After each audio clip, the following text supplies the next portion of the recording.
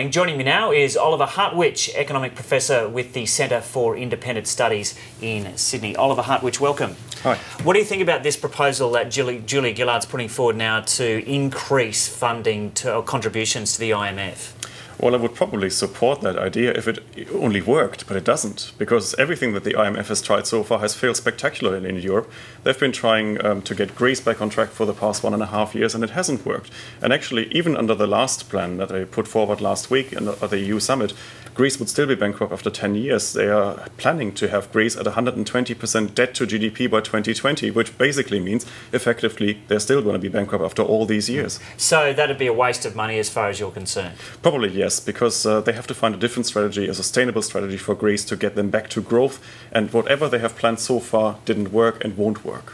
So what the Eurozone leaders have put together separately from what the IMF has proposed, is that a reasonable strategy? Well, they're working together, of course. Yeah, As the Troika, you've got the European Central Bank, the European Commission, and the International Monetary Fund working together, and they were not happy, of course, with progress that was achieved in Greece so far. And it's really the three institutions working together.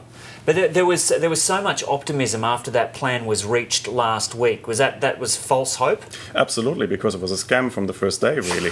A scam, that's pretty strong language. Well, but seriously, I mean, we've been there before. This was the 14th summit, and after every summit we've had exactly the same reaction. For 1 or 2 days, markets are jubilant and enthusiastic about the plan because finally everything is fine and the whole crisis of the Eurozone is over. And then after 2 or 3 days, analysts start looking at the details, they look at the fine print and discover actually that nothing's been solved and nothing's been decided. And that was exactly what was decided last week. Why haven't investors got wise to that? That's a good question, actually. I think perhaps it's only human. I mean, we all want this crisis to be over. So you see smiling faces at a press conference at 4 a.m. and you think, okay, finally, this must be it. And unfortunately, they don't learn because it wasn't really the solution we had all waited for. And the other thing is, of course, sometimes markets, traders seem to work on some kind of autopilot that hasn't been reprogrammed, because we should really differentiate between real solutions and just proclamations, and we haven't done that. So the Greek referendum is a bit of a moot point as far as you're concerned because it's the wrong plan anyway.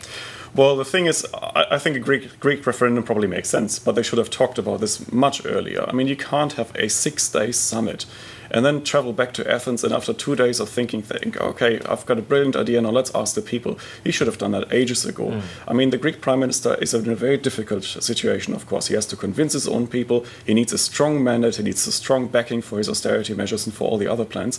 And, of course, he should try to convince his people and perhaps bind them together with a referendum, but he should have done that ages ago.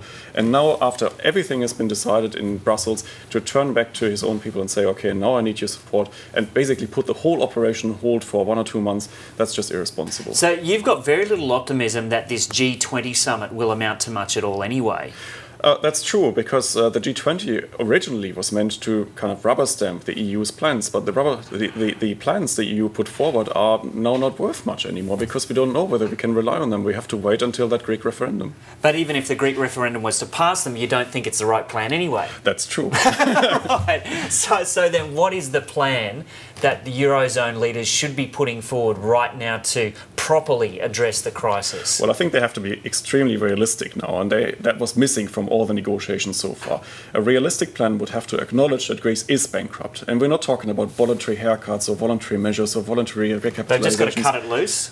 No, we have to face it, that Greece is actually bankrupt and that there's no way out of a Greek default. The other thing is, you have to realize that an economy like Greece should have never entered the Eurozone. Nicolas Sarkozy said that last week. But if he says that now, perhaps he should also acknowledge that there is no point trying to keep it within the Eurozone at all costs. I think Greece would actually have to leave the Eurozone. They have to reintroduce their own currency, the new drachma, whatever you may call it, because that's the only way for Greece to have a chance of recovery, because what they need is devaluation, and the IMF package doesn't give it to them at the moment. And is that the only way of the rest of the world not being, or Italy, Portugal and Spain not being dragged down with Greece as well? Well, contagion was always the great fear, and they thought if they could solve the problems in Greece by pumping in a bit more money, then they could stop this contagion, they could stop the Greek crisis spreading to Italy, to Ireland, to Spain, to Portugal. Now, of course, they have tried it again and again by pumping in more money into Greece, and it's spread all the time. Okay, so if the euro cuts Greek Greece loose, what prospect then is there for a turnaround, a global economic turnaround? I think it would actually be positive for the world economy because it would finally mean that we get some kind of certainty. At the moment, the whole thing drags on and really spooks everybody because nobody knows what's going to happen next. I think once we have reached the solution that I advocate, that we cut Greece out of the Eurozone, that we really start thinking about measures to really strengthen the Greek economy, then you would take away all that uncertainty and you would actually get to a much more sustainable solution. Well, maybe we need you around the table there at the G20 or some of those Eurozone meetings. Well, that sounds like good fun. Okay. Oliver Hartwich, thanks very much for coming in. Thank you.